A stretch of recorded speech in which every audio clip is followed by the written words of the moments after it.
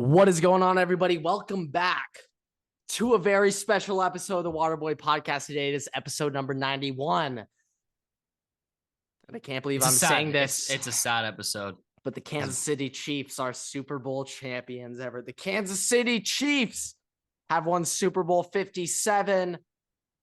Mahomes has his second ring, but more importantly, Chad Henne went out. He's retiring after the season as an NFL champion, Everett. Let's start this episode. I think he's been on the team like every time they've won.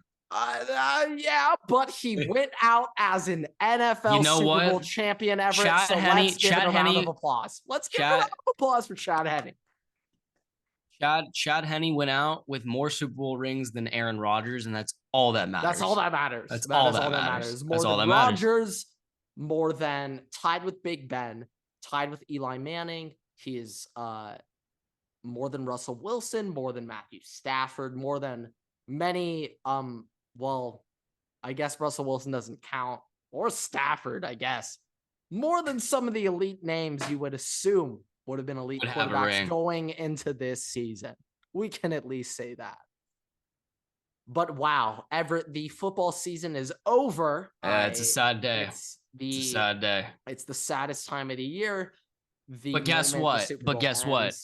The football season, the season might be over, but the off season's just beginning. Now, this is the thing, Everett. Now, I know for 31 teams, there are 31 losers in the NFL right now. There's only one team that won the Super Bowl. I understand. But Everett, there's only one team that has won the NFL draft so far, and they happen to be the Chicago Bears. So in terms of the two most important days of the NFL, the Super Bowl and the NFL draft, Chicago Bears owns one of those days. And I know you hate the Bears other than the Packers and Aaron Rodgers. You hate the Bears other than the Packers, Aaron Rodgers, and the Eagles. You hate the Bears more than anything in your life. So Everett, I ask you this. What is your thought knowing that the second biggest day of the NFL belongs to your fifth largest enemy in the National Football League? I wouldn't even say that the Bears are like an enemy. No, they are. You have taken shots at the Bears, unwarranted shots, to say the least. They're just a nuisance. Okay. They don't deserve to have. Can you dive into the nuisance comment? What do you mean by that? What do you mean by the Bears? That? The Bears will ask Drewski real quick. What do you mean by that? The Bears will never be a team that they might beat the Vikings. Okay, they might beat a team. Well, they aren't a team currently. Man, all right. Our largest demographic of viewers on TikTok is Bears Chicago. fans. You know that. Yeah, I don't know. Right? I don't know that, right? Bring it on. Whatever. Okay, if you want to come at me, I'm a Vikings fan. I don't really care. It's just Packers. All right, I will say, until Aaron Rodgers gets traded to the Jets, but Packers have had some rent in. They've been in my head not paying rent technically. They've just been there. The Lions, low key are my boys unless they're playing me. But the Lions, all right, I'm cool with the Lions. The Bears are just fucking annoying. They're not my enemy. They are just they're just there. They can cause problems sometimes. I don't know what, because they're just giving the Vikings problems, but they're just perennially not important in the NFL at all. That's all right. We can disrespect the Bears here and there. That's okay. I'm sorry, Bears fans. I know it sucks. It hurts even more knowing that you picked Trubisky over Mahomes after watching tonight. Right? Yeah, you guys did do that. That was unwarranted out of me. I didn't need to say that. I did not. If Mahomes was on the Bears, though, he probably would have turned out just like Trubisky. He probably wouldn't be in the NFL right now. No, probably wouldn't. He probably would have already retired 2 years ago. I hate to admit it, but we're gonna be coming up on it soon. But landing spot just matters so much. The quarterback position out of all teams, or all positions. Where you go as a quarterback, that, in my opinion, determines your future. So Mahomes got the long end of the stick, and Justin got the short end. Can we say long end of the stick for you got a good? You talking about Justin Fields? No, Patrick Mahomes. Yeah, but you said Justin. I was saying Patrick got the long end, Justin got the short end. Like Justin Fields, though. We're talking about Justin Fields, correct? Yes. Okay. That you did. I had zero context to that. You just kind of started talking. You could say Justin Herbert got the short end of the stick too by getting drafted by my team. But hey, we're not talking about my Bulls today. At least he's in Los Angeles. Yeah, no. At least he's in a good market. Yeah. At least he can work on his. He can get in and out every day. You know what? Not many of us can say that. He can work on outside of the field deals. He can work on some other sponsorships in that way. But yeah, the Kansas City Chiefs won the Super Bowl. It is what a year of sports for me, Everett. What a year of sports for me. The Water Boys have you've been. I actually just put together what you're referring. You can go and finish your. The Padres beat the Dodgers. Okay, Michigan pooped on Ohio State, and then Ohio State lose to Georgia. And if they win, hold on. I'm gonna pause you. I'm gonna pause you real quick. Oh, so you wanna? What else are you gonna shit talk me about, huh? What else you gonna bring up? How I might have been supporting Germany soccer over the World Cup? You gonna bring that up? I was gonna ask for you to make a whole statement so we can make it into a clip because that is a great clip. Okay. This is Grant's football. This is just sports. All right. You lead me in. You can lead. No, lead me in. So Grant recently has changed his Twitter to the biggest loser in all of sports. Why did I do that, Everett? Grant, every team that Grant has cheered for this year, any team that has significance to him, has lost in some of the most heartbreaking, miserable fashions possible. And if that wasn't enough, the teams that he hates the most have managed to also win the championships or be the ones that have eliminated his teams. Yeah, so we're going to start this off. There is, I don't care how bad you feel about yourself, whoever the fuck you are listening to this podcast. There's no human being out there who's had it worse than me in the 2022-2023 season of sports, okay? Let's start with baseball, the least important sport out there. My Los Angeles Dodgers, after winning game one, then, not a reverse sweep, but proceeded to lose the next 3 games against the San Diego Padres and get bounced from the playoffs. So we started my postseason run off of the 22-23 season with the Dodgers L to the fucking Padres, who are the most irrelevant baseball team in the history of the MLB. And we lose to that. Then couple months, I guess 2 months later, we go on to, I guess this is 1 month later, 1 month later, Ohio State, Michigan. Ohio State loses to Michigan in an embarrassing fashion after Donovan Edwards drops, 5 touchdowns and 900 yards in the fourth quarter. And I lose that game, making it the 4th loss in my life to Michigan. Then, moving on, we got the Los Angeles Chargers, who went up. I forgot how much we were up by. Were we up 28?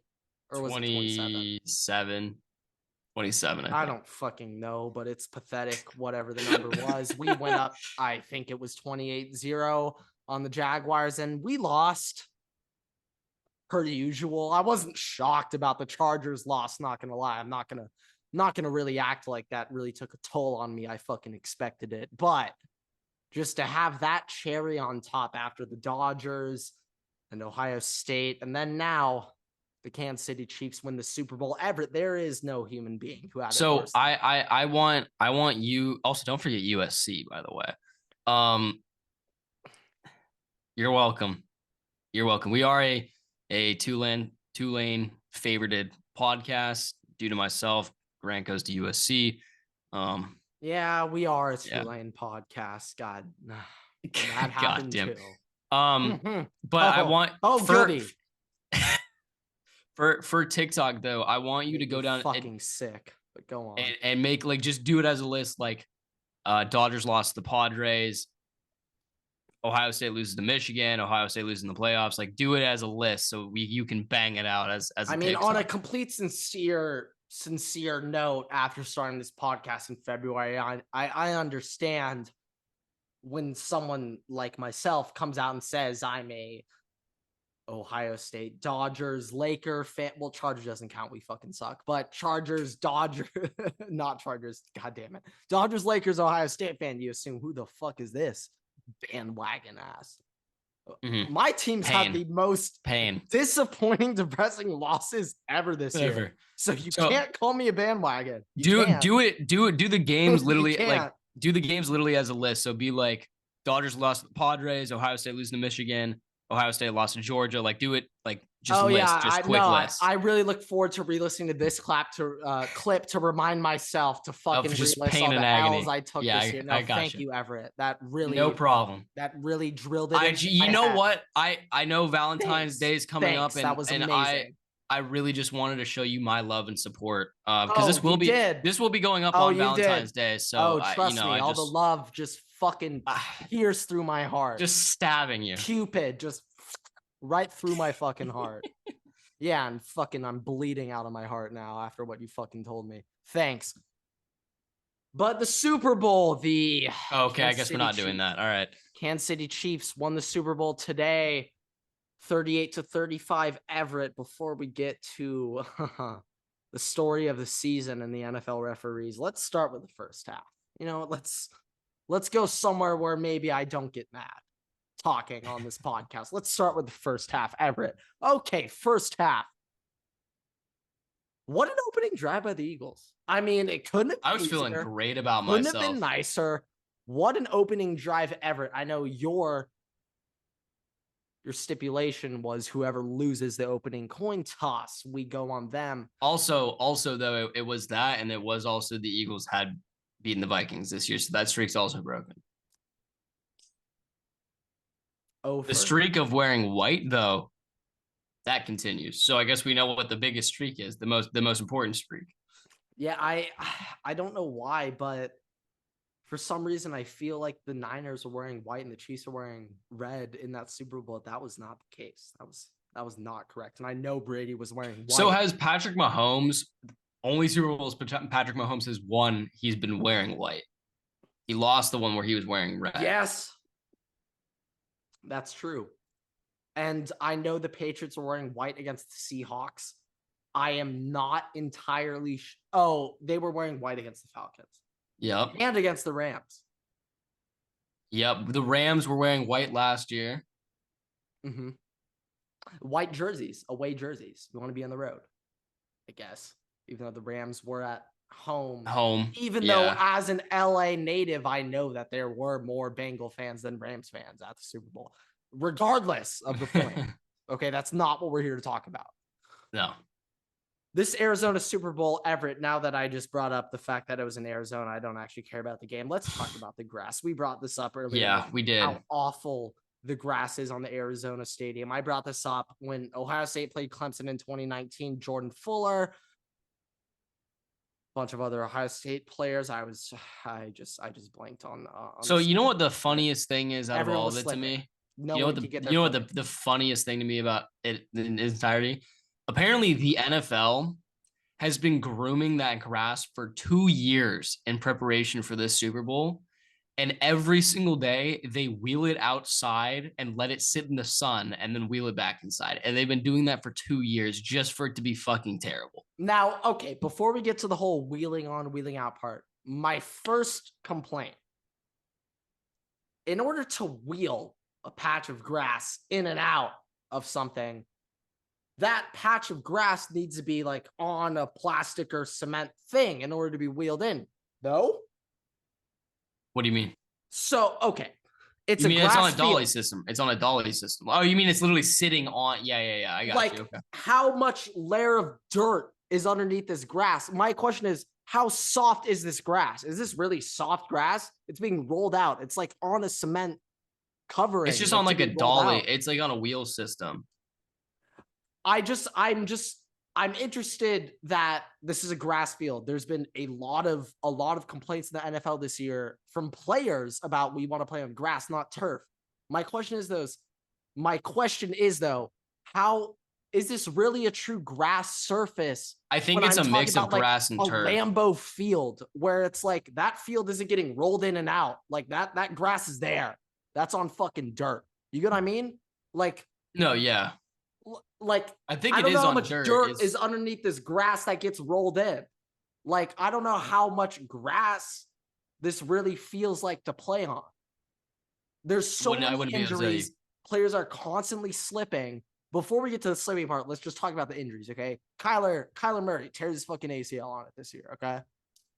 Let's start with that, okay? Yeah.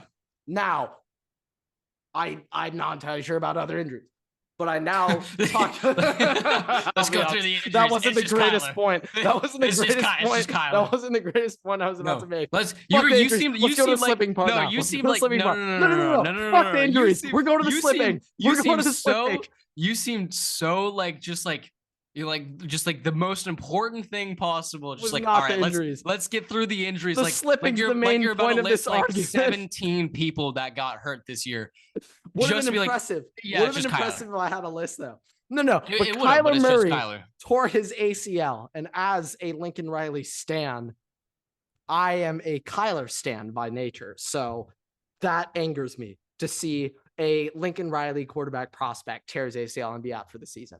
So the Kyler Murray ACL injury, I can't name another one off the top of my head, but I know there were 19 other ACLs torn on that field this season.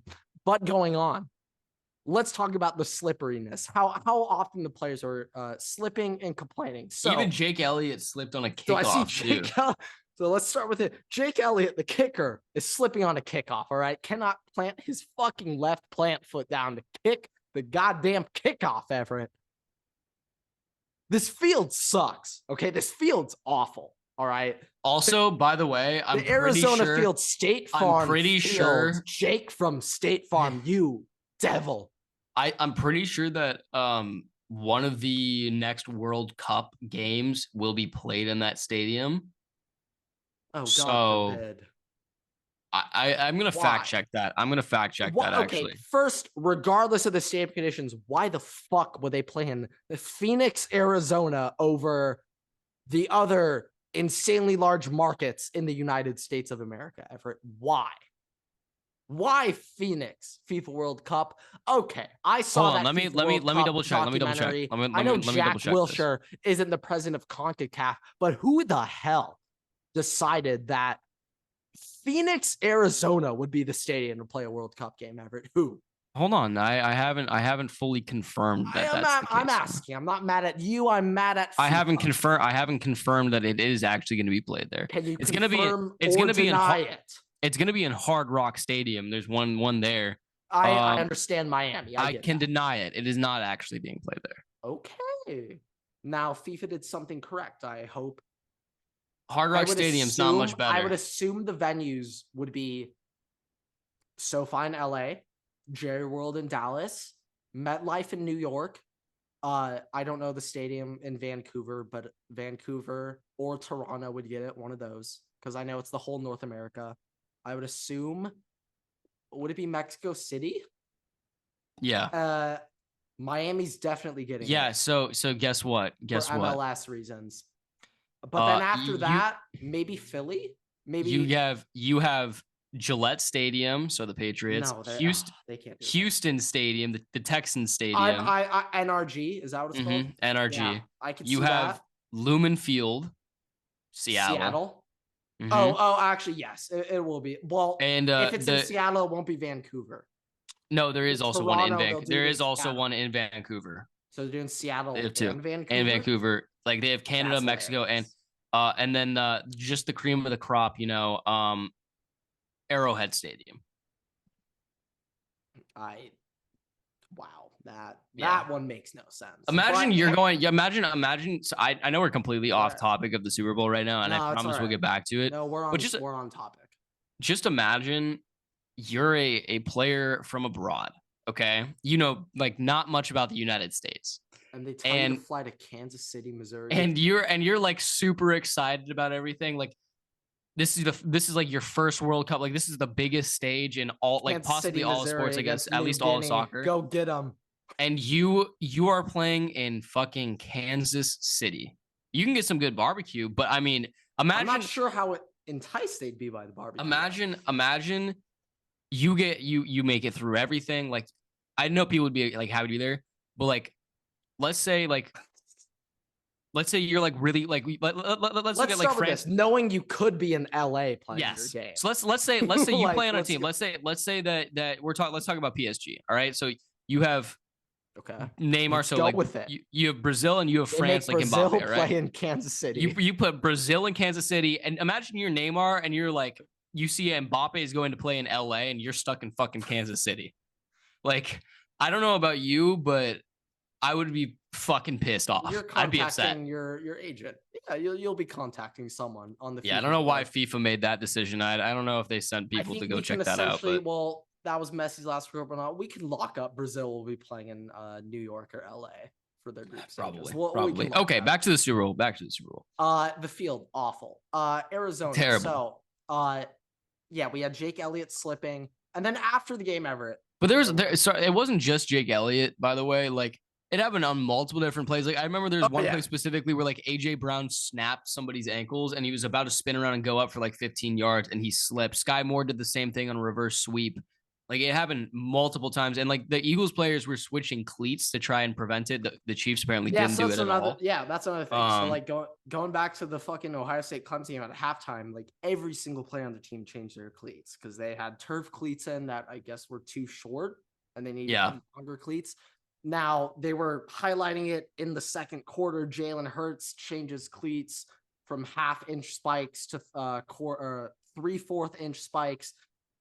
This is one thing I just want to say, though. Like, the fact that these teams were consciously aware of this field condition, bringing multiple pair of cleats for their players, what the fuck does that say about this field? But also I'm not like, also to be honest though, like the Vikings did the same thing this year. Like when we played in Lambeau, we had this huge issue where everybody walked out wearing the shorter cleats and they all had to change it at halftime, or some of them started changing it at halftime, and the game was already lost by that point.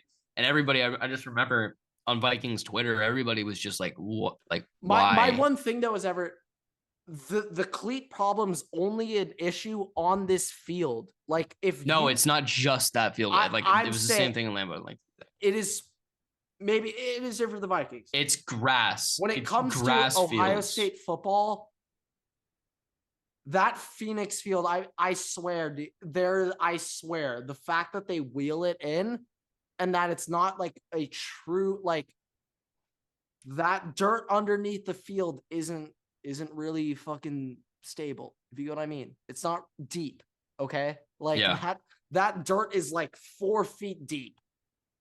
And I swear that surface, it's not truly a grass surface where like throwing on the grass cleats isn't exactly the fucking fix. Like that's the point I'm trying to make, where this isn't the same grass surface as other grass surfaces. Like there is something about this Arizona field that is just uber fucked that I don't really know what it is. I don't.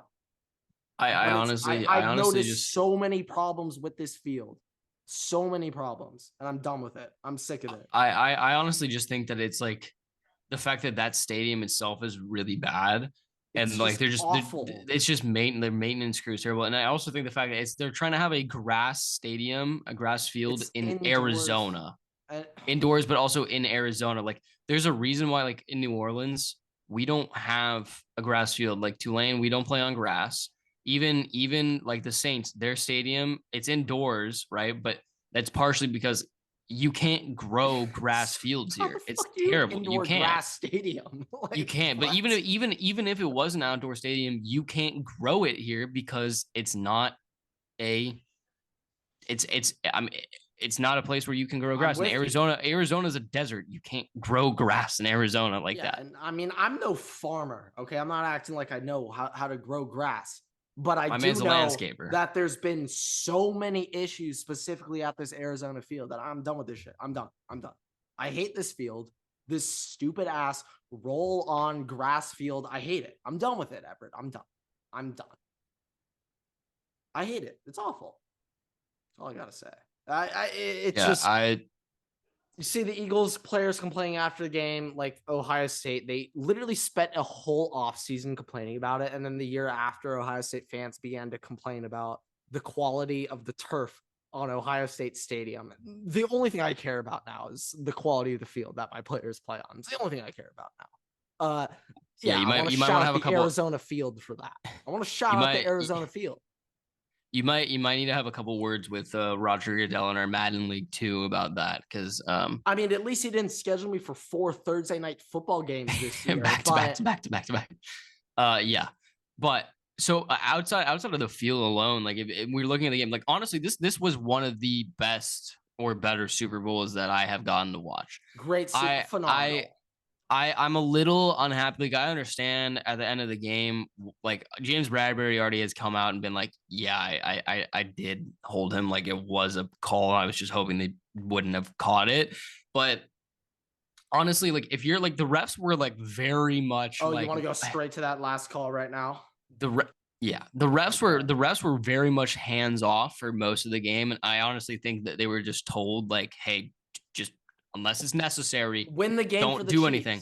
No, Roger called in like, hey, Patty's getting number 2 tonight. Tom Brady's on the way out. Let's get a new one. He's getting number 2 tonight. But no, I like to be honest though. Like, I even though Roger Goodell has said that he doesn't think the refs are an issue, phenomenal, and there's no issue with them at all. He probably knows internally. It's just like he probably knows that they're fucking terrible. Roger. What? No. I'm assuming that he basically told the refs to just like, whatever you do not fucking shit your pants today. Like, don't do it.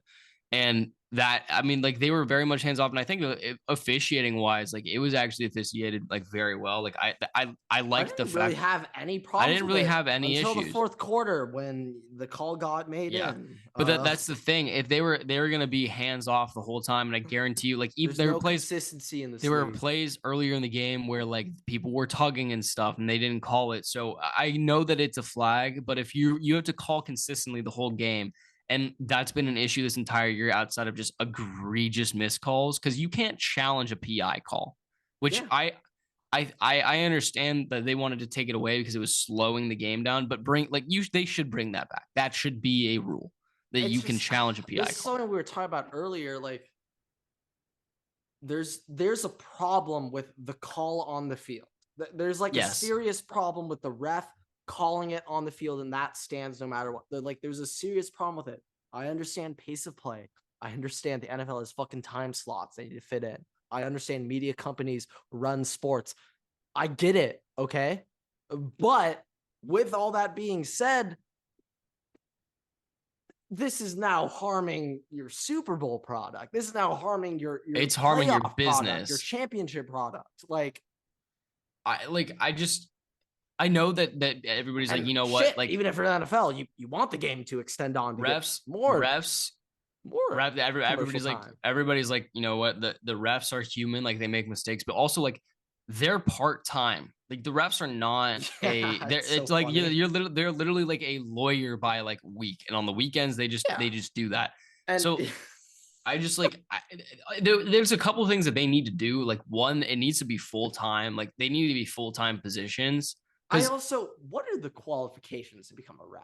Like, do you need to take a test? Do you need to take like? I don't know, but Angel Hernandez is a ref, so clearly it can't be very much. Well, we know the MLB qualifications are very different. I think that the qualifications is you have to be like 50 years old or older. Do you have a 2140 eyesight? Then you qualify as an MLB exactly. umpire. You have to be like 50 years old or older and work a job where you already make millions of dollars a year. Like that's about it. Yeah. You be an investment banker, a lawyer. You have to be rich. You have to be rich. That's the way that it works. But like really what they should do is they should make it a full-time position, and they should be hiring people like our age, people who are in our generation. I'll be honest. I'm not sure if that's. I think we should go for the 30s to 40s. Well, I'm not sure if our age is. I'm saying like late, like a 22-year-old, late 20s, holding somebody who already has works, but like late 20s, like into the mid 30s, like because one, I think that would marketing. Like if you're seeing younger people, I think it'd be more interesting. If you see younger people with it, like, and also everybody who has issues with it, like I know everybody across the table hates the officiating regardless of age. It's all in every bullshit sport too. It's not just the NFL, but in the NBA NFL, like is the worst. Like in the NFL, like a big portion of their fans are people who are in their 20s and in their 30s. And if you can market the game to that, officiating is included in that. That's a big thing. And also, like, people who are in their late 20s, early mid 30s, even in their early 40s, like, you're not stuck in kind of the ideology of what they had for football growing up. Like, I think that's a big thing with the referees right now is football is played marginally different now than it was then. And yeah, of course. We've seen it in college football. The college football refs are a bit younger, and we don't talk about college football refs on the show ever. But they are a bit younger, and like, you know, like, it is still egregious, but it's not as bad as the NFL. Yeah, no, I didn't see a referee run into a player on a live play this year in college. Now that was heinous. Okay, that was heinous. I'll give that to you. That was heinous. Okay.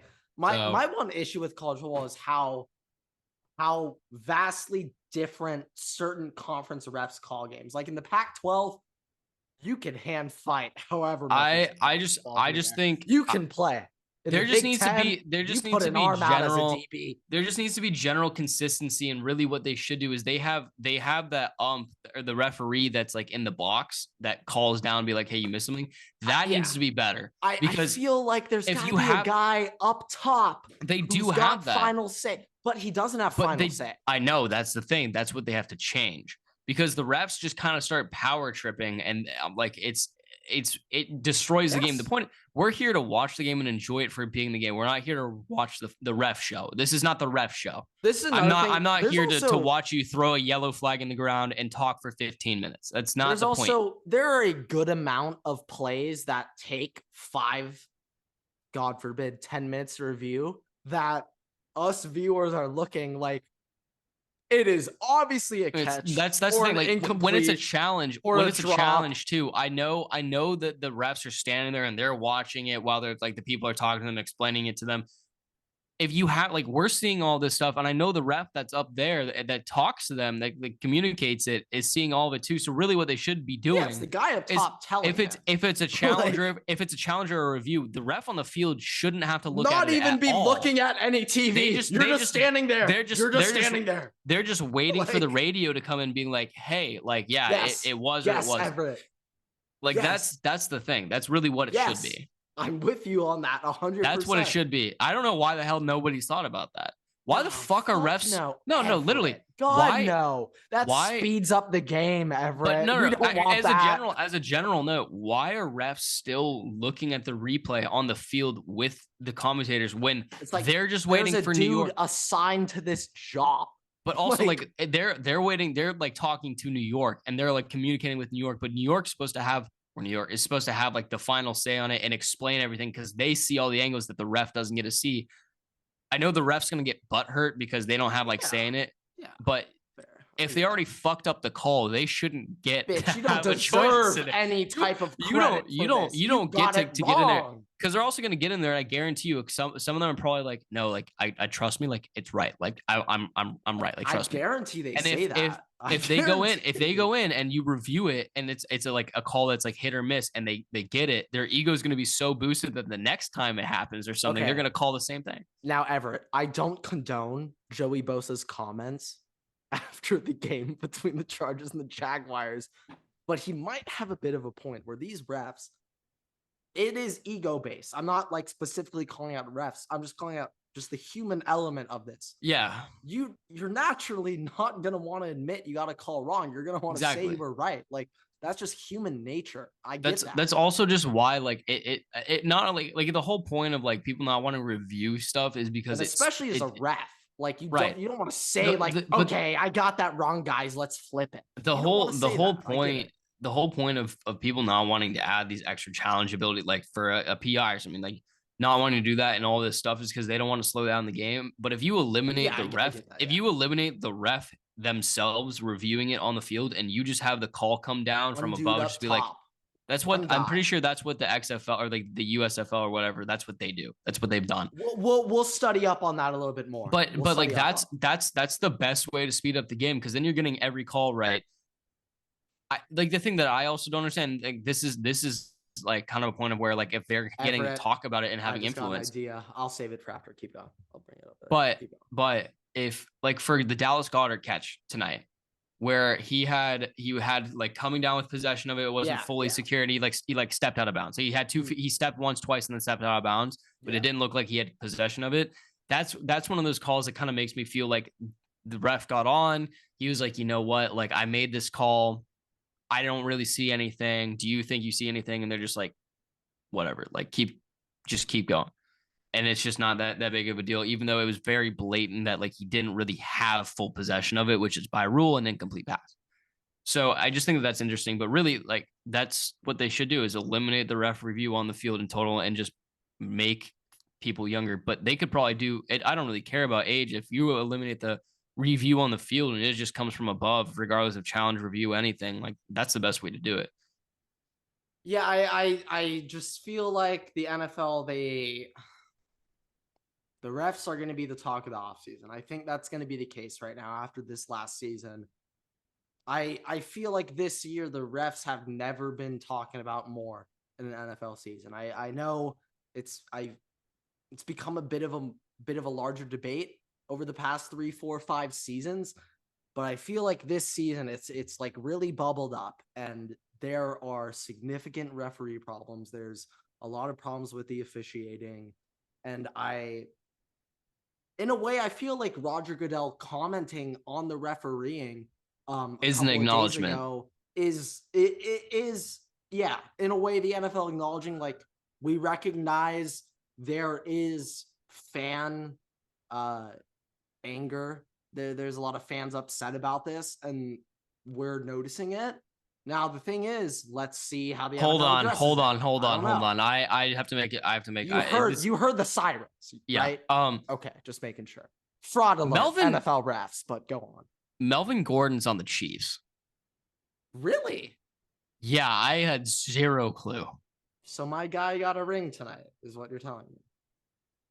Yeah, he did. I had zero clue he was on the Chiefs. I don't know what the hell happened. Yeah, he got cut by the Broncos. I guess he signed with the Chiefs. I still find it hilarious he got cut by the Broncos. Was that before or after Javonte Everett? Fuck. Yeah. It's a rough day for Grant, but he was cheering for the Eagles, and that's why once again the Chiefs won. I was putting on for Kaiser White today. Okay, that's who I was rooting for to get a ring today. Kaiser White. He deserved a Super Bowl ring tonight, but fuck it. Melvin, we'll ride. We'll fuck the Chiefs. We're not riding. But yeah, fuck so I mean for the rest of the Super Bowl, honestly, like it was a very good game. I applaud like Patrick Mahomes. I mean, they gave Patrick Mahomes the good stuff at halftime. I just want to say, I don't know the name of the Eagles defensive coordinator off the top of my head. Everett, maybe you Gannon. What's his first name? Well, it doesn't fucking matter what his first name is because he should be fucking out of the NFL, Everett. Andy Reid schemed this motherfucker up like it was goddamn Bill O'Brien versus Kerry fucking Coombs, Ohio State versus Alabama in the 2020 National Championship, okay? Andy Reid had this motherfucking Eagles defensive coordinator. Bill O'Brien was not the OC in 2020. Cool. Against Ohio State, he was.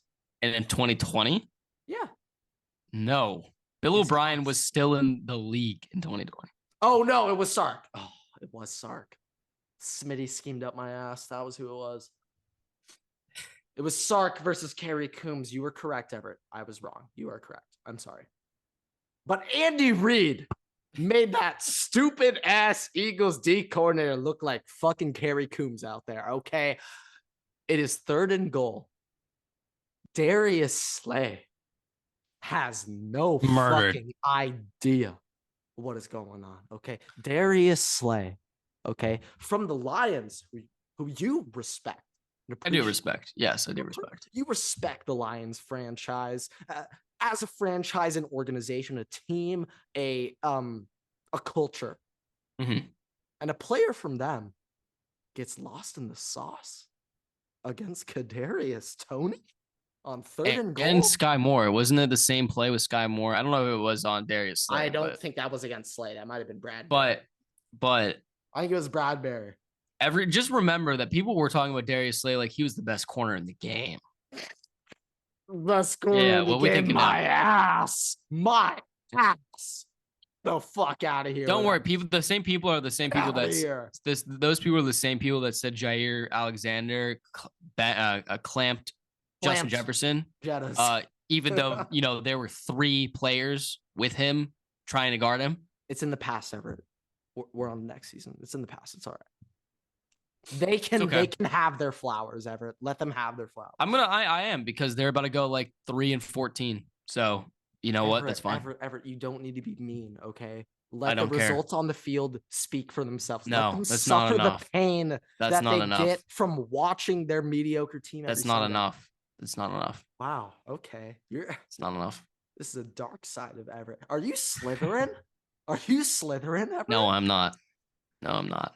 Ravenclaw. I knew it. No, I'm not. Oh, basic ass Gryffindor. No, I'm technically sorted into Hufflepuff. Okay, this is going to be a divergent, but apparently I took, Harry Potter video game came out. Yeah. Don't cancel us. No, don't. Please don't. I took this quiz. There's the Sorting Hat quiz. Apparently, I took this quiz like 5 years ago. I was just I had to make a new account. I had to make a new account. And I got in Hufflepuff. Hey, we're fucking losers. Let's go. Now, this is going to be a divergent aspect of the podcast. Oh, I don't give a shit. I'm leaving this and I'm not cutting this out. I got sorted into Hufflepuff. I don't know the requirements, the traits, the like stereotypes of being a Hufflepuff. I don't know. It's like you're really hardworking, smart, and loyal. Like that's not fucking me. I don't know why the fuck they put me in Hufflepuff. That's the opposite of me. It's like you're like selfless, smart, loyal. I am. You're selfless, lazy, selfish, and selfish. That's not what I am. That sounds like Slytherin to me, man. Yeah, I am not Draco Malfoy. I'm his friend, Crab. I'm him. I don't know if that's any better. No, I was trying to downgrade myself, but I'm not better than Draco. Draco's actually a good guy. He in the end, he was like, my parents are shitty. I'm gonna go to team Harry. Snape, but okay, maybe that was no, he didn't. He didn't. Or did he? Indirectly. Wait, you said he killed Snape? Indirectly, yeah. Yeah, he indirectly let it happen. Yeah, indirectly. Yeah. Led. Yeah. Okay. I mean? Yeah. Okay. Anyways. Yeah, me and Grant are I guess we're in Hufflepuff. Anyways. Yeah, we're losers. Yeah. I don't know. You can turn off the podcast now. It's okay. I wouldn't blame you. I wouldn't blame you. I wouldn't blame you. Yeah, I understand. But yeah, I mean, like I don't really think there's anything else for the Super Bowl specifically that we have to talk about. I honestly don't remember what the fuck. Go over. I think it'd be fun. Okay, I honestly didn't remember. Let's go over my props for this game. I think it'd be really fun. Oh God. So every single prop I gave out for this game, I went over. Well, no. You got coach challenges. You got coach challenges. You gave that one out. It was 2. It was over 1.5. Wait, 2? There were 2? There were 2. I thought there was just 1. He challenged on the second play that got held back. Like they were trying to rush it. He challenged on the Dallas Goedert review. I'm pretty sure that was a challenge flag. So it was 2. For the sake of the segment, I did not get a single prop correct for the Super Bowl. I went over 10. Eagles over 2.5 sacks. Miss. Chiefs. I didn't bet on the Chiefs. That was an option. Eagles minus 6.5. Miss. Over 3.5 field goals. Miss. Goddard first touchdown. Fuck no. Pacheco first touchdown. Hell no. AJ Brown anytime touchdown score. That counted, but for the sake of the video, I did not. Didn't happen. Yeah. Game to go to overtime. God bless my sports business professor, because I know you're not listening to this, professor, but in case you are, that was like the greatest insight I've ever heard in my life. Hearing about this is the first time in NFL history that a broadcaster has pre-sold the commercial spots for the overtime game. That's the most enticing thing I've ever heard in my life when it comes to a Super Bowl bet, but that did not hit, of course. over 0.5 sacks from Frank Clark, plus 140. God, no. Came close in the first half, though. Came close. Came damn close, but didn't get it. Chiefs' successful 2-point conversion didn't hit. The Eagles got the successful 2-point conversion. Got the wrong team there. Over 1.5 total coach challenges. According to Everett, that hit. I did not register the second coach challenge. So for the sake of this video, I did not submit that pick. And the last pick of the game, Everett. Yellow lime green Gatorade plus 400, which, Everett, I think only you can really explain the Gatorade color. So, oh my God. So, obviously, it's free play, Everett. So there's no shame. How much free play did you have in the Gatorade? No shame, Everett. It's free play. No shame. I cannot disclose that information. Say it. I can't disclose that information. Well, it was in triple digits. It was in triple digits. Okay. So it was free play, Everett. You didn't lose anything. It was the plus sign that counted. That's the only thing. We didn't see the actual bath or shower on. I'll be honest. I turned the game stream. Off. Right. When Andy Reid called that timeout we didn't see the actual bath like on the broadcast. The pictures came out later, but we saw Andy Reid walking and he was already drenched in stuff, but it didn't look like sticky. Did we have like color on him? No, they didn't. So I'm sitting here and I'm like trying to scroll through Twitter. I'm trying to scroll through Twitter and see if like anybody saw the color. Like, what's the color? And I see someone be like, "Oh, it was water." And I'm looking at him at Andy Reid on the TV, and I'm like, "Holy shit, it's fucking water!" So I text Grant. I'm like, "It's motherfucking it's fucking water. It's motherfucking water." And I'm hyped. I'm hyped up because it's plus 800. I just would have said that would have been a large swing in Everett's betting record. It would have been a large swing. Great. It would have put you miles ahead of in my NFL some other people we know. In my NFL, it would marginally increase my NFL. Would have made the NFL your most profitable sport. For reference, my most profitable sport is the MLB. I told you boys, we're seam heads on this podcast. Yeah. We're seam heads. And I'm a dimple head. And actually, my second most profitable is golf. Fun fact. What do you think the term would be for like cricket or frisbee, like disc head? Frisbee is disc. Frisbee's disc head. A disc head is definitely disc head. Okay. Wiffle head. I can work with that. A wiffle head. A bat head. I don't really know what those things are called. Cricket. Planks? No. I don't know. I don't really care. Anyways, so I'm sitting here and I'm thinking. Forget that. I'm thinking that it's water, and I'm driving home, and I'm at a stoplight, so I checked my phone, and I'm scrolling through it, and I see a picture of Andy Reid getting dumped with purple Gatorade. And you're driving an automobile at this time. No, I was in a stopped automobile at the time. I was in a stopped automobile. Were you in control of this vehicle? I was in control of the vehicle, but the vehicle was stopped as I checked my phone. Just clarify. Just had to clarify that I am a safe driver. I wasn't calling you out on that. I was more so concerned. I mean, that's what it sounded like. Are you about to rip 150 on the highway after reading this?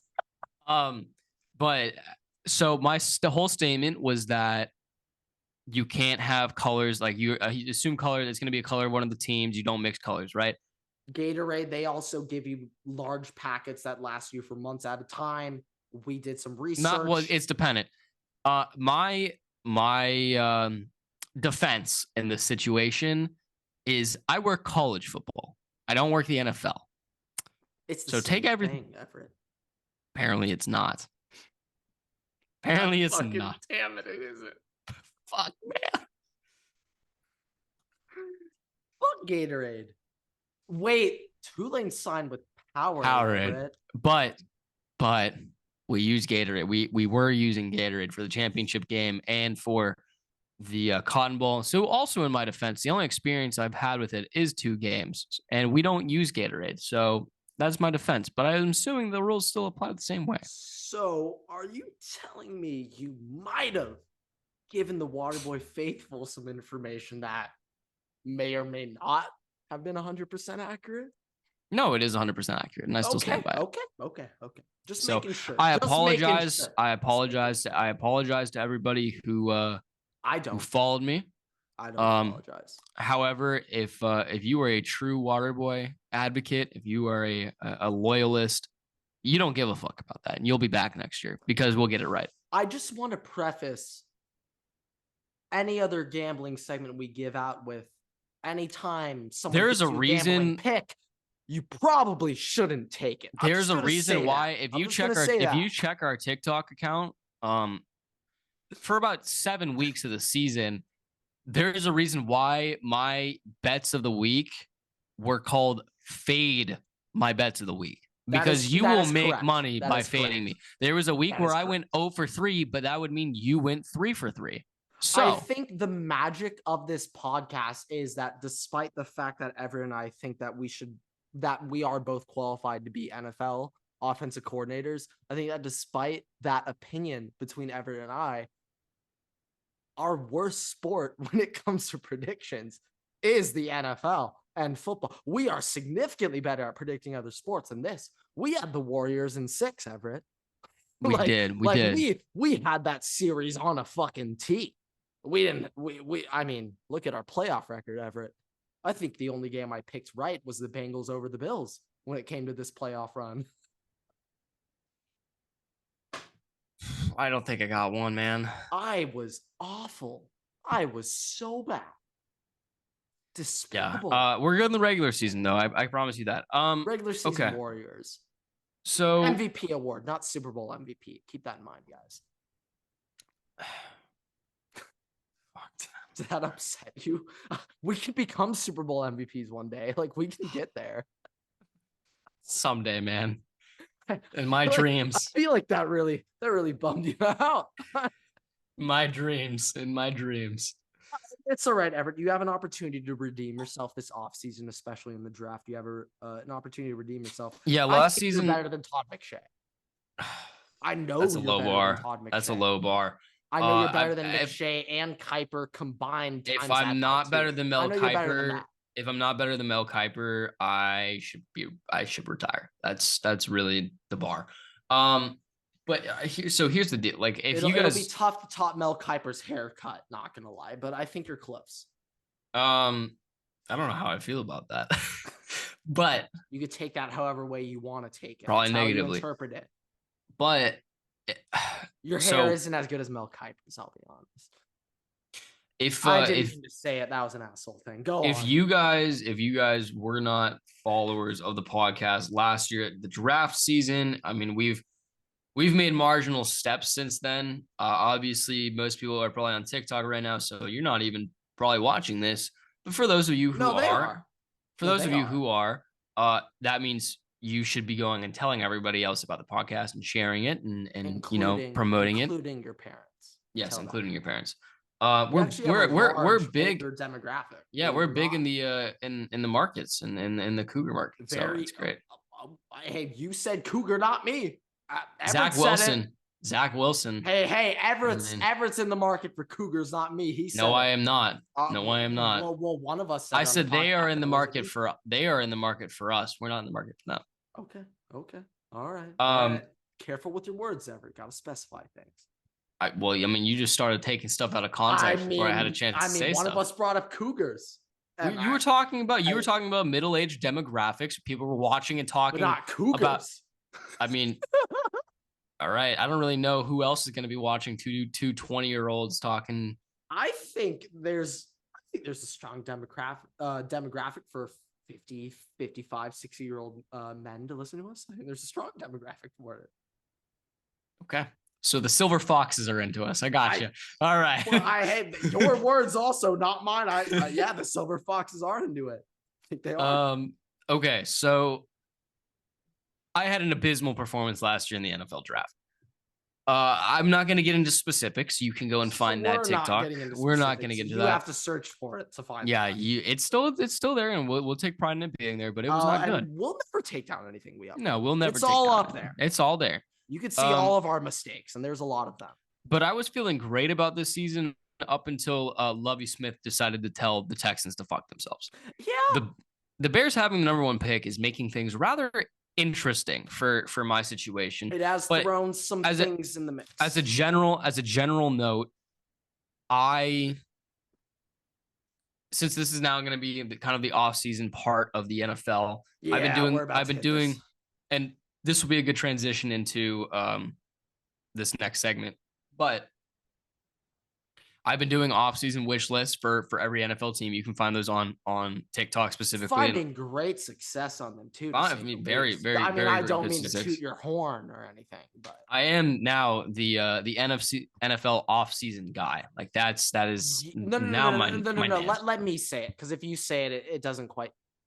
My co-host Everett is the NFL offseason guy. If you have a question about free agency, cap space, salary cap, anything when it comes to offseason transactions, you guys have your guy now.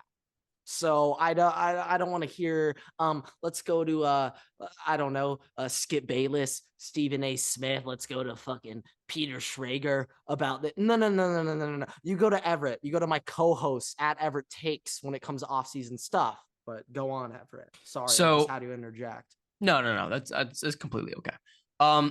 So you can find those all on TikTok. I'm going through all 32 NFL teams, and that's just for free. By the way, his offseason TikToks averaging over 250,000 videos a pop, doing very well, getting very viral, getting a lot of interactions, getting a lot of views, getting a lot of eyes. But hey, I'm not tooting any horns. Go on, Everett.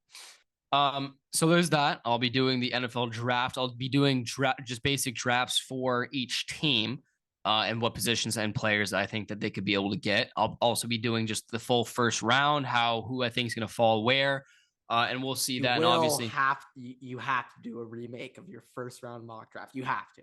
I'm making you do that. You have to do that. You have to. I'm not going to record it in the same way as that last one because that was. I'm not gonna lie. That was really bad. That was bad. We can do multiple. No. I'm not even gonna explain why. I'm just gonna give the names. No. I'm saying like you could literally just say. Yeah, done. Will Anderson. Yeah, that's what I'm gonna do. Yada. That's what I'm gonna do. Don't even say the team name. Now, assuming you're listening or watching this podcast, you're hearing us say that, which you are. They are. You might get that on TikTok. You might get the list on TikTok, but you'll get the explanation on the podcast. Yeah, that's it. That's why you have to tune in. That's on you to decide. So if you want to have the best information out there, the best information, you'll come and watch the podcast. You'll come and watch the podcast. So not to toot our own horns, yeah, but it is the best information. I'm not a tutor. No.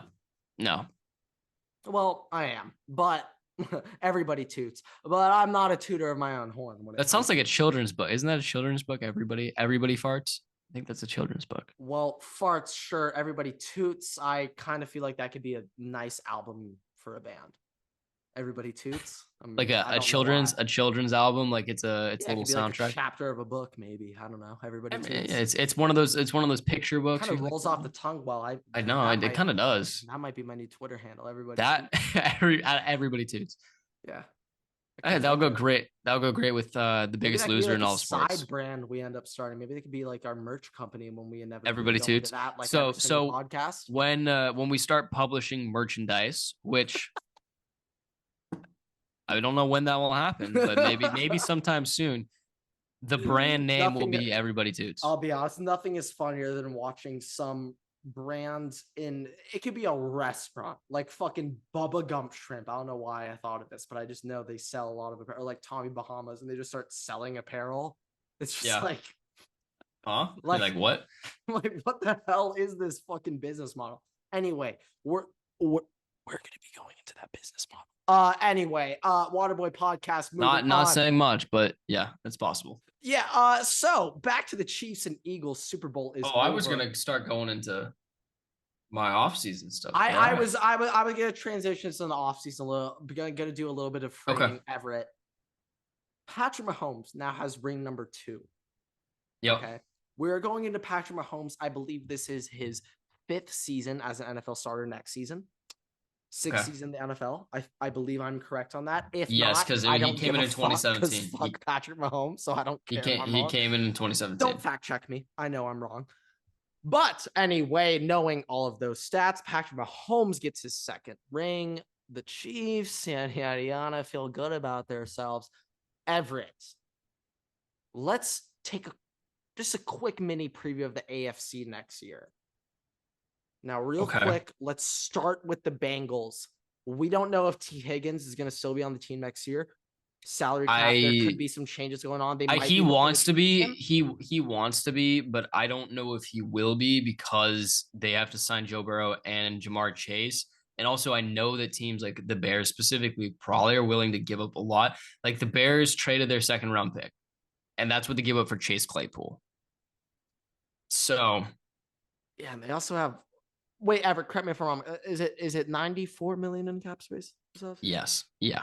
It's about 100 mil. No, yeah, that sounds like a lot of money. Where I guess Bengals fans don't realize that other teams have the money to fucking sign your goddamn players. I'm not gonna lie, like the Bears probably would be willing to give up a first round pick for T. Higgins. I think that wouldn't be absurd either. Now, I wouldn't give up the first overall pick. I'm saying no, but they have like 23 or no. They have a second first.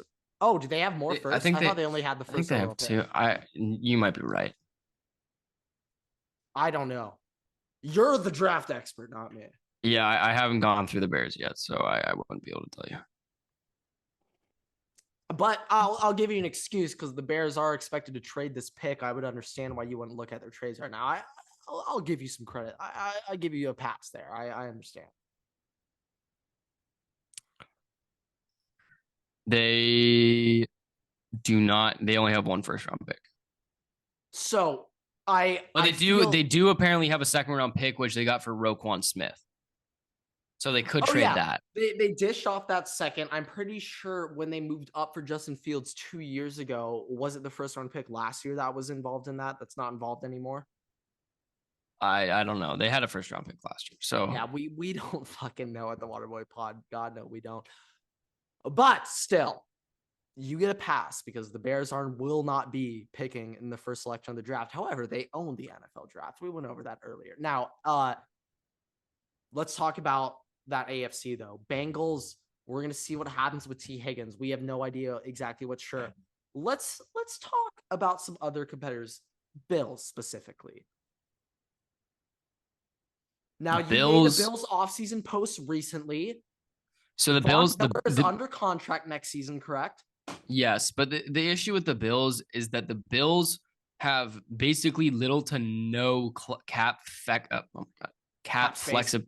flexibility, including cap space. So even with restructuring and stuff, they really can't hire players that they need in certain position groups. So they're going to really need to hit on every pick this draft that they have because they don't have those depth positions, and a lot of the positions that they need to fill, like they can't really afford, and sucks ass. They can't afford to re-sign everybody that they do need to for that depth. And I know Stephon Diggs and Josh Allen probably won't restructure. Like Josh Allen might, but I didn't include him as a potential restructure candidate.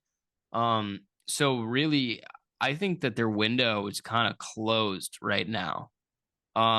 I think that regardless, you have somebody who's as talented as Josh Allen and Stephon Diggs. Like there'll always be a window there, but I think that the window that they had for being like in the Super Bowl, like the Chiefs and the Bengals, like the Chiefs, I saw a stat that the Chiefs had like 4 or 5 players that took up 50% of their cap space, and they were able to win the Super Bowl, and that shows you how well signing veterans and drafting can be. So if the Bills are able to do that, great. But that they're gonna need to probably trade around a bit in the draft and move some stuff around because I don't see them being able to make it to the Super Bowl next season if they don't have like these depth players that they need because they got really injured this year. And They got banged up. They got banged up bad. Von Miller down the stretch, obviously with DeMar Hamlin, that situation. Like they got screwed end of the year. So we'll see. I mean, they're still going to be a competitor in the AFC. Don't get me wrong, but no top three team. It's just I don't know how they get into that top two. I don't know what happens. Like they can make it to the AFC Championship game. It's also based on seeding. Like we saw the Eagles, obviously still a competitive Super Bowl, but like they had a cupcake road to the Super Bowl this year. Now this is another thing I'm kind of. Now, if the Eagles won the Super Bowl, we would have heard about it much more. But I feel like, Everett, you can take some fun in talking about this. Everett, let's talk about the cupcake-ass Eagles schedule, cakewalk to the Super Bowl, Everett. Let's talk about it. They get, was it the Giants round one? Yeah, the Giants round one. They get no. The Vikings played the Giants. I guess they did play the Giants technically. They're round one. Round two. Their first playoff. Their first playoff game. They had the Giants. They get the Giants in their first playoff game, and then they match up against the boys. Mm-hmm. So two teams, both in their conference, they've played, or their division they've played before. Now, this is one thing I want to bring up. Now, in the most recent game between the Eagles and Cowboys in the regular season before that, it was Gardner Minshew versus the Cowboys. The Cowboys won that game 40-34, and that really swayed me, which shouldn't have when looking back in retrospect, but that swayed my opinion a lot, thinking that the Cowboys were really, really a contender in the NFC, which wasn't the case. Now, when we're reflecting, looking back at the Eagles run, we're now looking at it as one of the easiest cakewalk runs to the Super Bowl ever. So, Everett, I ask you this. Was the NFC Beast the best conference in football this year? No, it was the best conference in football. It was. But were the Eagles just that much better than the other teams? I think that the Eagles were a very good team this year. They had a couple games where they kind of got caught lacking. And obviously, while Gardner Minshew was in that quarterback, that it was kind of obvious. I think the cupcake schedule, like they did have a very easy regular season schedule. Yeah, take cupcake with a grain of salt. But like overall, like the entirety, like you have to look at the division top to bottom. All of their teams were in the playoffs or were a possible playoff team. Like right till the very end. They like until the very end, like no other conference, no other division can say that they had that. And also like all those teams, like even the Commanders, who was the worst team in that division, they fought like hell against every fucking team that they played. Yeah, Commanders beat the Eagles too this season. Like normally, like I think every other division kind of had like that team that just stunk. Like they were like 3-13 or 4 or 5 wins, but they had everybody was about at 500 or just below it. So I think that really denotes like if I'm going to go into a game like, and I'm not going to know who's going to win the game because they're all like anybody in that division could beat each other. Yeah. Unless it's the playoffs. Such a tough division. Unless like, it's the playoffs. Our rule is whenever it's an interdivision opponent, throw everything out the window. I feel like for the NFC Beast, it applies even more. And that's kind of why I was so shocked how easy it was. Okay, so hold on. I'm just gonna move on from this topic because I got something else, and then I want to go into the my offseason stuff. All good. Let's go. The odds for the NFL championship winner for next season are already out.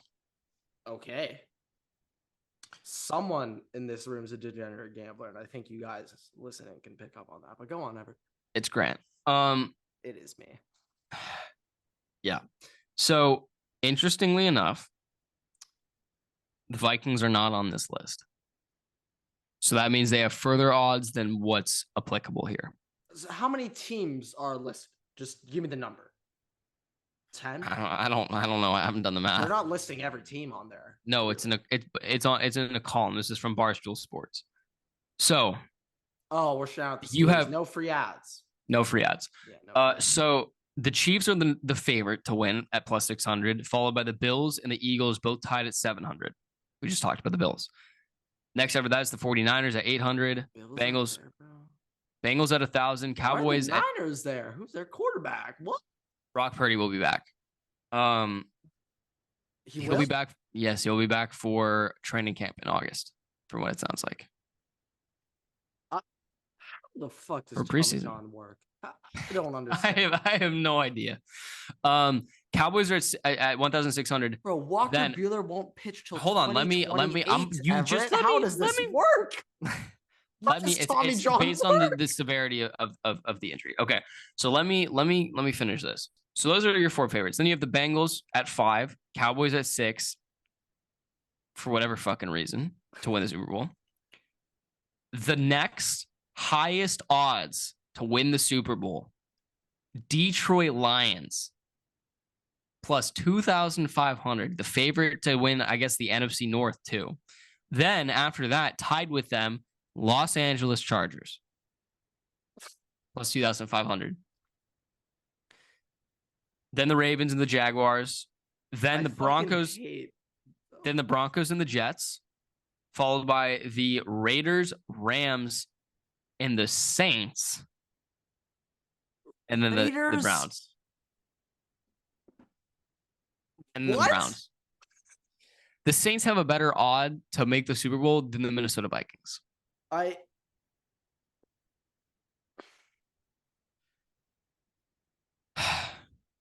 Now that kind of goes to show you how terrible you're gonna have to give me time to react to this truly, but I mean the fact that the Chargers are that like good or bad odds, I guess. Yeah, no, those are good odds considering comparatively to other teams. Yeah, but I mean the fact that the Chargers aren't even on that list. What the fuck are we talking? Vikings aren't on it. Stop acting. Okay, I swear to God, the media is why the Chargers are so bad. This offseason, I don't want to hear a single NFL analyst even bring up my team. They probably won't. They'll probably forget you exist. Now, you say this now, Everett, but it's going to be July. It's going to be June. And they're going to be talking about the Chargers have Khalil Mack. They got Jackson Smith and Jigba, Mike Williams, Justin Herbert, J.C. Jackson. Look at all the guys they have. And then we're going to fucking be 10-4 in week 15 and then lose the last 3 games and miss the playoffs, Everett, okay? That's what's going to happen, okay? Oh, boy. So I don't want to hear an analyst talking about my team ever again. Ever. I'm done with it. Stop. The Chargers are not an NFL franchise until further notice. Don't even pretend that we're here. Just don't, because it's bad for us. We cannot do pressure. Okay. I just found that was interesting. So we're gonna wrap up the episode in a second. But to wrap up the episode, we have been getting multiple requests on every single TikTok that we've been doing for people's teams. And I'm just gonna throw this out here now. If you are from TikTok, if that's how you found us and you're listening to this podcast, if you're listening or watching us, I will put this here. If you want your team, comment it and start commenting and sharing on YouTube and Spotify and everything else. You can add us on Twitter. Let's get the interaction going, because on TikTok, everybody's commenting the same thing. But if you truly want your team, if you want to demonstrate that you're here for us and not just for your list. If you want Everett to spend fucking 1 to 2 hours researching your team's salary cap and cap space, you're going to subscribe to us. God fucking forbid you're a goddamn Cleveland Brown fans looking at your fucking awful salary cap space. God forbid you're one of those fucking fans. Fuck you. That took me a minute. 5 times, because your team's in fucking hell. Well, no, I'm gonna say you can ask on TikTok. Chances are I might see it, I might not. Probably not. We probably won't. You could get all the in-depth stuff that we talk about. We definitely won't see it if you comment on TikTok. You can get all the. Let you know now. You can get all the in-depth stuff on the actual podcast itself by watching or listening to it. You get like fucking 1,000 comments a day. You think I'm reading that shit? Fuck no. I got stuff to do. Including the breakdown of your list itself, so you can have information that doesn't come up on TikTok. User 9829888 say please Browns. Fuck out of here. I ain't reading that shit. I think I hit a chord. Sorry, go on. I think I struck a chord with Grant. Sorry. Yeah, but if you really want your listen stuff, I'm really disappointed the Eagles lost tonight. Go on. Sorry, I'm muting myself. I'm gonna go take a piss. I'm gonna let you finish this talk. I'm gonna interrupt you. Go on. So, I mean, look, you guys might comment on TikTok. Like, you comment a lot of stuff, and there's a lot of you, right? But if you really want your team, if you want your list, right? I might not see your comment on TikTok, but you could subscribe on YouTube. You could follow on Spotify, on Apple Music, whatever thing you use audio to listen to audio stuff. You can subscribe to that and comment on these videos and share these videos. And that way, I'll actually be able to see that. I'll be able to see your team. You're promoting us. And on top of that, I know that you're a true fan, and I'm going to be more likely to do a list on your team. On top of all that too, you get a full breakdown of why I chose the things that I chose, what I think that your team should actually do, and why they should do those things. And you just get great content. Like we said, we're the best analysts, the best podcast in the game. You're going to get more and more off-season information from us as the off-season goes on, as the rest of the year goes on, because football season might be over, but the off-season is just starting. So make sure you subscribe. Off-season will, in my opinion, football's a year-round sport. In the off-season, it is a year-round sport. The off-season essentially is, I mean, in my opinion, my off-season began like 3 weeks ago. But I guess for the Chiefs and the Eagles, their off-season started today. All right. Are you ready? I have my lists available. So we'll go through these and we'll end with Can we start off with the Commanders? Yeah. Okay. I wanted to start off with the Commanders, but go on. Get that squirt in. Oh, yeah. Squirt hard, work harder, baby. Yellow all right. Gatorade in there, or was it clear? No, it is water, like what my hopes and dreams were, but that didn't happen. Not purple, right? Fuck no, not purple. Quick question: will you ever drink purple Gatorade again in your life, or is that? Oh yeah, no, I will. I will. I'm not that scarred. Okay. Okay. I'll never listen to "I Can't Feel My Face" or "Starboy" by The Weeknd ever again in my life. Every time I hear, and I know she'll be the death of me, I punch a window every single time. He goes to the nearest window possible. Did you just say that? Fuck! I was about to punch the window. I thought you said I know she'll be the death of me. Everett, The Weeknd. Real quick, we can talk about the halftime real quick. Let's talk about the halftime. You are my God! I forgot. Having an aneurysm. I have a clip. I'm about to go after the biggest enemy that this podcast has ever taken on ever. Okay. I'm about to go after the largest opponent that this podcast has ever faced. I'm going after the Beehive ever. I'm going after Beyonce's fans right now. Rihanna's halftime show performance was night and day better than anything Beyonce could ever dream of performing or putting out to the world stage like that. Rihanna is millennials ahead of Beyonce. Everything Rihanna does is this much better than what Queen Bee does. Okay? There's no such thing as a Queen Bee. It's Queen Ree. Okay? Riri is queen, not Beyonce. That's all I have to say. I'm going to get eviscerated. I actually think that might be our most viewed clip in the history. We might be getting canceled. No. We are going to be reported and reported for fraud. We're gonna need to. We're going to need to talk to our liability department. I am already in contact with our attorney on the phone right now after that shit. I can't believe I just said that. That was out of pocket. That was really bad. Our unpaid and unnamed intern is really going to start working overtime. Like, I hope you know what our unpaid intern has to do to respond to these comments on social media now. Like, I hope you know the shit he's about to go Did you inform him before you made this decision? Oh, God, no. I want him to wake up tomorrow morning and just read like 5,000 comments. Fuck. They're just... Oh...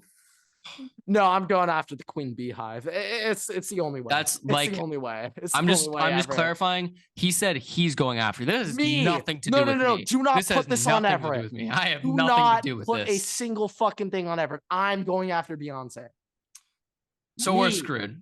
We're screwed. At Waterboy Grant. Follow me on Twitter. We are screwed. All right. No, the liability department, we're probably gonna have to put some collateral. This is gonna be our most viewed video. This is going to be our most viewed video. And you think I'm titling this Super Bowl recap? It's Grant goes after Beyonce. That's the title for this. Fuck my life. Okay. I had zero idea. I did not inform you of that. No, I did not. I just went after Beyonce, boys. Are you kidding me? Are you kidding? I just went after the Queen Bee. I might have to start my own podcast brand when this goes under. No, Fuck my life. All right. Well, okay, forget might. You will have to because I'm canceled. So you're gonna have to. Okay, you're gonna have to find a new host. Speaking of being canceled, the Washington Commanders. All right. Oh wow, that was mean. Thank you, Dan Snyder. All right. Soon. We're thinking the same thing. All right. Okay. Please consider us for your purchase. We'll take royalties, whatever you need. We're gonna need them to go after Beyonce, apparently. So, Washington Commanders offseason. Cut Carson Wentz and Bobby McCain. Post June 1st, cut Carson Wentz and Bobby McCain. Restructure Curtis Samuel, J.D. McKissic, and Jonathan Allen. Resign Daron Payne and sign Jamel Dean, Will Hernandez, Adrian Amos, Mike Hughes, and Case Keenum. There's a Washington Commanders offseason. Terry's their fat contract, or is it Carson Wentz? Carson Wentz is like the fat contract, and cutting him, it's $26 million in cap relief with zero dead cap.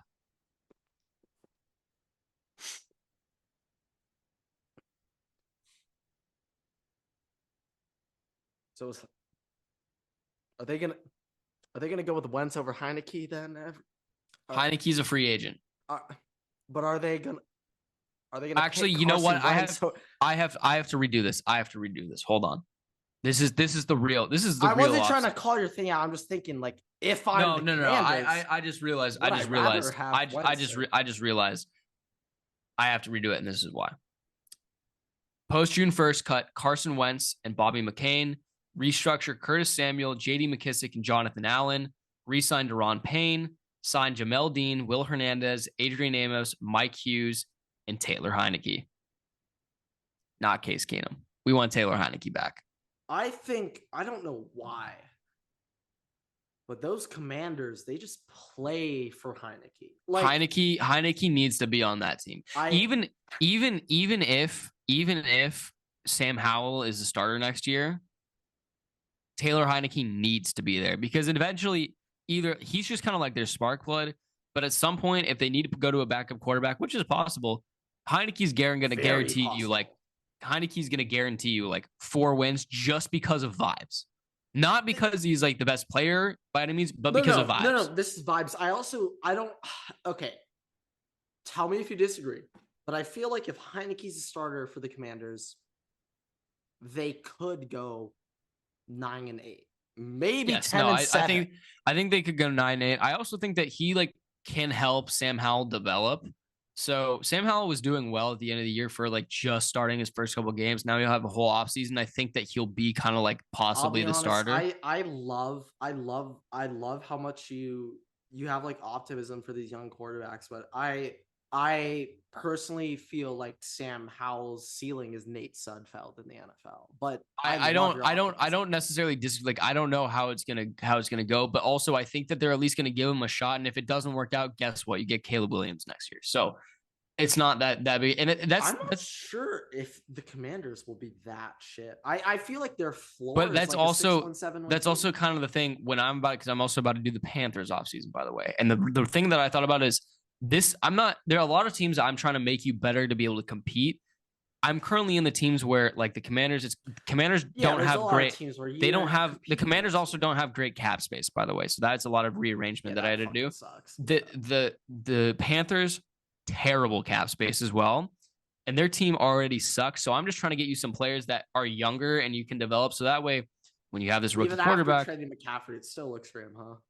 Yeah. So that way, when you get this rookie quarterback, you can try and help develop him, and you're not screwed in the next couple of years because it's going to be a long rebuild. So, but also Everett, I did hear the Panthers GM said he loves CJ Stroud, and we'll save my theory for next episode. We go on. Okay. But that's the Commanders. Not much to do, honestly. Like, refortify the offensive line. Their defense obviously is great, but their secondary is terrible. Bobby McCain getting switched out for Adrian Amos. Both of them are free safeties. I think Adrian Amos is better and he's younger. And then for cornerbacks, Mike Hughes, you can put him in the nickel. Jamel Dean will now be like your cornerback 1, cornerback 2 with Kendall Fuller. So that kind of refortifies your defense. And I think by doing that makes everything better. Makes the whole team have an actual chance to make the playoffs. I also, from the Panthers' perspective, let's say Panthers. I'm still on the Commanders. Oh shit. Commanders. If you're this is something I've kind of thought about as I've thought more about the NFL than being a college football fan. If you're the Commanders, is your goal necessarily to go all in and try to win next year? Because, I mean, in my opinion, there is literally nothing that the Commanders could do this offseason to make them a Super Bowl contender. I don't think that they physically can. Like, the thing is, they have one of the better defense, especially defensive lines in the NFL, and they're only going to be getting older. So you have a tight window of what you're going to be able to do. But without that cap space, keep going. Without that cap space, it's really hard to be able to. Their offense also is great, but I don't think that they're going to be a Super Bowl team with Ron Rivera. I think that he needs to be out of that system. They need to get a younger coach in. And I think Ron could possibly go back to the Panthers. Now, I know they just hired Frank Reich, but I don't. I think that Ron's done in the NFL. Like, what do you think? I think when he is done with the Commanders, he's going to retire. He's has a lot of health issues going on, like stress. Yeah, he does. He has been he's made it to the Super Bowl. He's been a good coach, but I think that his just on the 85 Bears. I mean, he doesn't need football anymore. He's done football service. His kind of time and ideology in the NFL is it's just kind of still a bit older. And I think that the Commanders, especially when they get this new owner in, they really need to have somebody bring in kind of youth energy and kind of that vibe. And the bigger thing is looking at this team. Right, defense, great. Their defensive coordinator, I think it's Jack Del Rio, has done a great job. Yeah, their offense, they've got some good weapons. I still think the running back room. I think everybody in that room's dog shit. I'm not a fan. I'm not doing anything. I personally would trade Antonio Gibson. I'd probably draft running back in this draft and use him. But Brian Robinson's Tajay Spears. Okay, please God, don't do that. Yeah, come to the Chargers. I don't want Tasha to go there, but yeah, we won't use him. But no, I was talking about the Commanders. I don't want to be on the Commanders. I was saying Chargers don't even come here either. We won't use you well. But I mean, maybe you will now with Kellen Moore. You're right. New offensive coordinator. You're right, Everett. You're right. But it's just their offense. They have a wide. They have the wide receivers to be able to do it. To be good, like Dodson, but they don't. I like Terry. They don't have the quarterback, and the offensive play calling is terrible. Yeah. So if you could fix that, on paper, honestly, it's hard. It's a hard problem to fix. Don't get. No, but honestly, on paper, this team is a very, very good team on paper. I love. It's great. They are probably a quarterback away, honestly, from being a Super Bowl possible. If you put Aaron Rodgers, Rodgers on the Commanders, I know it will never happen, but let's have fun. If you put him on the team. You put Aaron Rodgers on the Commanders, they probably become one of the Super Bowl 11 favorites. 11 win, 12 win, 12, maybe 13. Because the thing is this team defense wise, if you shore up that secondary, which is what I have right now. Okay, if you shore up that secondary, everything else kind of stays the same. Linebackers are a little iffy, but it's still it's one of the top defenses in the NFL. No, I'm with you. You go to the offense, right? One of the better offensive lines in the NFL. They have great receiving threats. Curtis Samuel, Scary Terry, Jahan Dotson, great receiving threats. Logan Thomas is not a terrible tight end either, but he's about average. Your running backs, bit of an issue. You don't even need a tight end when you got those guys. Running backs are a bit of an issue, but honestly, that's probably the easiest position to fix on anything because you just cut everybody and sign some random dude or draft a random dude. It's a really easy position, so I'm not worried about that. Pick up a no name. Now, if you stick Aaron Rodgers in that situation, or let's say, I don't know, Tom Brady comes out of retirement, goes there, you put any of these. I'm also not sure if Brady's retired. But that's a conversation for another day. We'll say. But if you put any of these top quarterbacks into this system, and you get a different offensive play caller, one that actually is like aggressive and makes is throwing the ball and stuff. This team is a great, one of the better football teams in the NFL roster. No, I think I just think there's a lot of hope there. Okay, so we've also been going for a while, so I'll make these last two little bits just kind of quick. So the Carolina Panthers. This is a tricky cap situation, so bear with me, but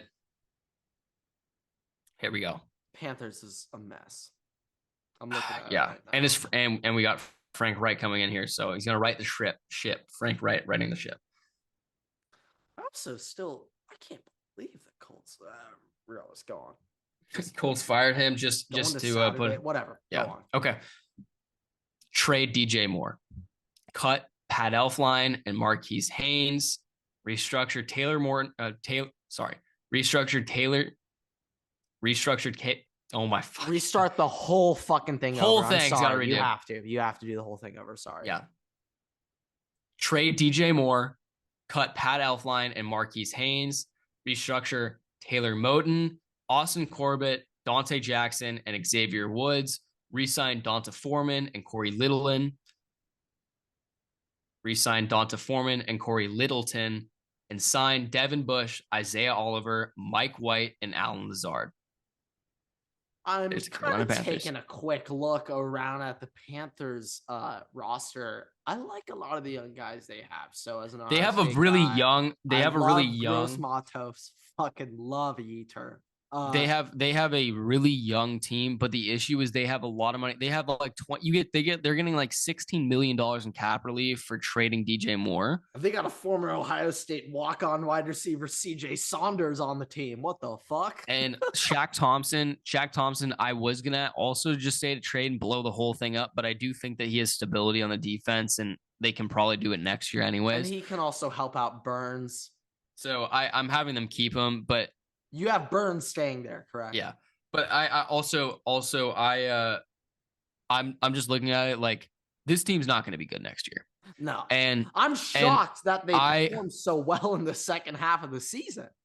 I'm having them sign Mike White because having a player that's kind of been around also play well. Like I know he can play well, and I know other teams are going to be kind of fighting for him, but you can put him on a 1-year contract, and you can have him start the season over. Possibly CJ Stroud, because teams like to do that now. But he's not. I think Stroud's going to the Panthers. He's also not guaranteed. Like it's a quarterback competition. He's coming there to compete. It's going to be him, 100%. CJ Stroud, and Matt Corral. Yeah, Corral's still there, and Corral hasn't had a choice yet. So I also you never know. Like, shit, there's a good chance Corral might be the starter next year. He could be. That's not out of the question. It's not out of the question. We haven't seen Kaiser start in the NFL. We haven't seen Matt Corral play a single snap in the NFL yet. The last time we saw him was in college last year. No, he had he tore his plantar or some. It was a foot injury. You kept a bit of a closer eye on Corral. It's the same thing that my fucking god. What's the kid's name that got drafted by the Pistons? Gonzaga, the dude that I know that. Pistons, Zaga. Holy shit. What? He played with Jalen. He played with Jalen Suggs, the super tall kid that I'm in the NBA. You're not talking Chet Holmgren. I am talking Chet. He was Thunder. Oh, okay. Well, whatever. They both suck. Yeah, it's the same injury. It's the same injury. Okay. But anyways, it's just forget Everett. In theory, went to the same high school as Jalen Suggs. I didn't. In theory, we you did. Played with the same team. In theory, you did. But also their defense, by the way, just by looking at it, they have a great defense. So I'm a big fan. I also JC Horn, the injuries, I feel like, but he's going to be a good over to last year. He's going to be a good corner. And they also have Henderson. They have Henderson from Florida, former first round pick, was with the Jaguars. They're going to get Isaiah Oliver, who's still a great Xavier Woods from Baylor. I think I got that right. I think so. I don't know. All right, let's wrap the episode up with the Browns here. The fucking nightmare of a team. Oh my god, I don't know who your Browns fans. I don't know who your cap kind of like manager is. It was the Deshaun Watson deal. It's not you if you want to cut Deshaun Watson, you're gonna take a $300 million cap deficit. $300 million. You will never be able to. I've never heard of that in my life. I've never heard of that in my life. $300 million cap deficit for cutting a man. Oh my God. All right. Here we go. Yeah, he will not be on the Browns next season, Everett. Cleveland Browns. Cut Jordan Elliott, Harrison Bryant, and Joe Haeg. Restructure Myles Garrett, Amari Cooper, Wyatt Teller, and Joel Bitonio. Resign Anthony Walker Jr. and Taven Bryan. And sign Tyler Huntley, Mac Hollins, Ashton Dulin, Armon Watts, Eric Wilson, Solomon Thomas. And go take out a second mortgage on your house. Oh, wow. Okay. That was a bit of a jab at the end there, but all right. Well, no, it more so should be pray to God that the banks don't decline your credit card now, or give you a second line of credit. I wouldn't, because you're not going to be able to afford any of this. I wouldn't have been against a fire Kevin Stefanski to start that one off. I'm not going to do that. He's a former Minnesota Viking coach. Okay. Blood runs deep. I respect that. I get it. Yeah. Really, it should be fire your cap manager. That should be what it is. That's the last thing. Don't put in the whole mortgage thing. It should be sign all those people and then fire your cap manager. That should be it. Put that in there. Put that one in there. We could do that. So now, hold on. Let me just redo it so you got all of it. Thank you. I got you. Easier. Cut Jordan Elliott, Harrison Bryant, and Joe Haeg. Restructure Myles Garrett, Amari Cooper, Wyatt Teller, and Joel Bitonio. Resign Anthony Walker Jr. and Taven Bryan. Sign Tyler Huntley, Mac Hollins, Ashton Dulin, Armon Watts, Eric Wilson, and Solomon Thomas. Fire your cap manager. And fire your cap manager. There you go. That's all right. We'll figure it out. We'll make it work. That's fine. All right. Yeah. You know what? I feel like for the Cleveland Browns, they're in just an absolute fuck fest. I feel like there's a period of time before this season where some people might have thought the Browns might have been like an 8-9 win team, which I can't believe I'm saying now, but I kind of feel like going into the season there was an opinion, especially after last year. Browns, they went up. Deshaun Watson looked terrible. So he didn't look great. You're right. He didn't. There's a little bit of a concern, and there's a little bit of concern there with that. But yeah, I'm gonna cut us off there. I'm gonna cut us up here because we've been going for a while. It's been a long episode. A minute. It's about to be 2 a.m. for me. Yeah, I'm a little tired. So thank you guys so much for watching. No, I'm not tired at all. This is just the grind. This is what we do. There's no such thing as being tired with the Waterboy podcast. It was a lie. Whatever just said. I don't know why I said that. I'm gonna have to talk to the liability department. I will edit it out, but go on. Yeah, I'm gonna have to talk to the liability department about that one. Thank you for adding some extra work for me. I'm sorry. Thank you guys so much for watching and listening. Rate us 5 stars. You can find us on Spotify, Apple Music, wherever you else find podcasts. Make sure you follow us there. You can find us on YouTube, TikTok, and on Twitter at Waterboy Pod. Our individual handles are right down below. I'm at Everett's Takes. Grant's at Waterboy Grant or Grant69 on TikTok. Make sure you subscribe. Make sure that you tell all your friends about us, all your family members. We want your parents to listen to the podcast. Tell your aunt, tell your uncle, tell your cousin, tell your grandma. I know your dog can't speak English, but he can talk Waterboy, so. Yeah. Grant is a dog whisperer, so. Yeah, it's one of my unofficial jobs. I know the siren just went off, about to mute myself again, so you guys don't want to, rip your ears out. But yeah, go Waterboys. With that, Waterboys out.